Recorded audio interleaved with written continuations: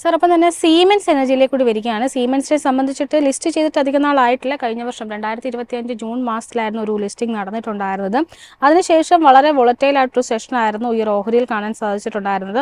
Almost September ആയപ്പോഴേക്കും ഒരു all time high level എത്തിയിരുന്നു എങ്കിൽ പോലും പിന്നീട് അവിടെ നിന്ന് ഇങ്ങോട്ടേക്ക് തുടർച്ചയായിട്ടൊരു സെല്ലിംഗ് പൊസിഷനാണ് നേരിട്ടിരിക്കുന്നത്. എന്നാൽ കഴിഞ്ഞ 3 സെഷൻസിലായിട്ട് വളരെ സ്ട്രോങ് ആയിട്ടുള്ള ഒരു മൊമെൻറ്റം ഈ ഒരു ഓഹരിയിലും കാണുന്നുണ്ട്. കൃത്യമായി പറയുകയാണെങ്കിൽ ജനുവരി 27 മുതൽ ഇങ്ങോട്ടേക്കുള്ള സെഷൻസ് ഒക്കെ പരിശോധിക്കുമ്പോഴേക്കും വളരെ ശക്തമായിട്ടുള്ള ഒരു ബൗൺസ് ബാക്ക് നടത്താൻ ശ്രമിക്കുന്നതായിട്ടാണ് കാണുന്നത്.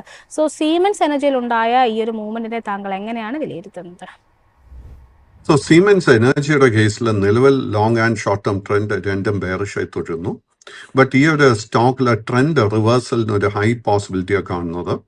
നമ്മുടെ കൈവശം ലോങ് പൊസിഷൻ ഉണ്ടെങ്കിൽ maintain the long position 2040 stop maintain ചെയ്യേണ്ടത്.